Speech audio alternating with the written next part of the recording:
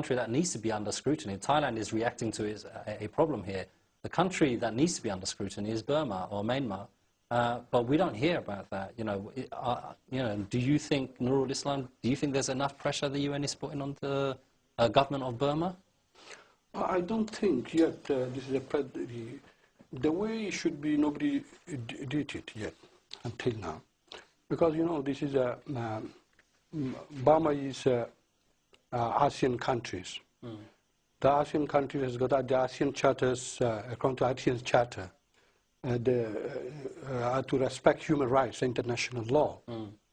But after the boat people crisis, and in Thailand, Indonesia, and particularly Malaysia, they agreed to discuss, to address the issues of the boat people in particular, and generally the Rohingya problem, and the ASEAN summit.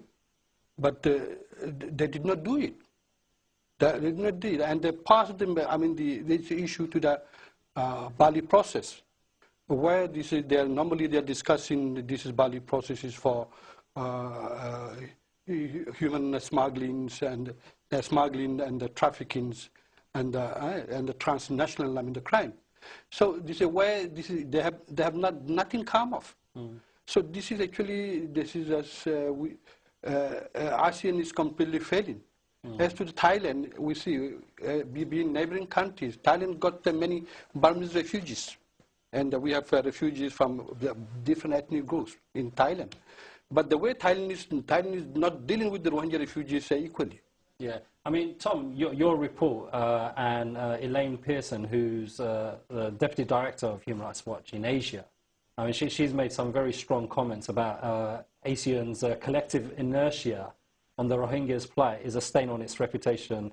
Its inaction also sends a clear message to Burma's general, that their horrendous persecution can continue. So these are very strong words. Are these words being heard by anyone? Well, they're certainly justified words, and as Nurul Islam has just said, the ASEAN, the Association of Southeast Asian Nations, completely failed at the summit in February to address the issue, and then again in the Bali process for people smuggling, trafficking in persons and transnational crime. In that process, there was a meeting in April, and that again completely sort of sidelined the whole issue. So ASEAN is not living up to this, and I think the international community in general is not doing enough to address the wider human rights problems in Burma.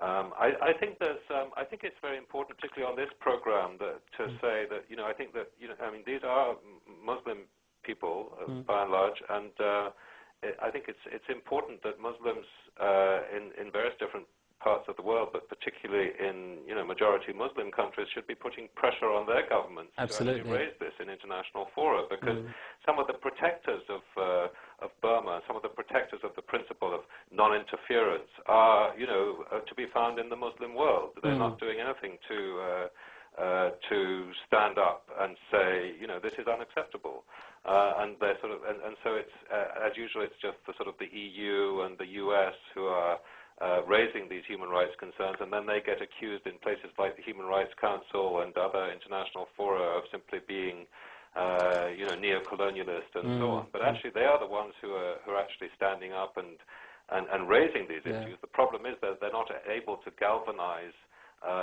enough international momentum to actually get serious action taken against the Burmese government in the form of really effective sanctions, for example. Okay, good point. We're coming up to break, Michael. I know you can't stay for the second part. The point that Tom made there, that Muslim majority countries. Well, I think that is true, especially when the largest most populous Islamic country in the world is right there in ASEAN, Indonesia. And certainly the bulk of Southeast Asia's population must be Islamic. They should be doing more. It shouldn't always be the U.S. and the EU. Do you sense that in these countries there is the general population, are they aware of this? Well, in Malaysia usually is the most noisy about this problem in the past couple decades, but Indonesia, very little actually coming out of there. Okay. So even in Bangladesh, for example, there's nearly 500,000 Rohingyas in Bangladesh. Right. Are they in your opinion, are they doing enough, raising the concerns? Well, I think one of the things that recently happened, I'm not privy to that immediately, but one of the premises you mentioned coming into this in the email was that Bangladesh is trying to, in the last week, has given some kind of orders to get them out. Yeah. So I would say that they're probably not doing enough then. Okay, yeah. So, I mean, it seems like, and we've only got literally a minute before the break, it seems like, you know, there is a problem there. You know, the right institutions know about the problem, and you've got work projects out there to deal with it.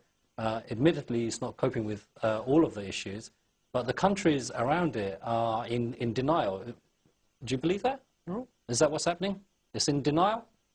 Yeah. Yeah, it's in denial. Okay.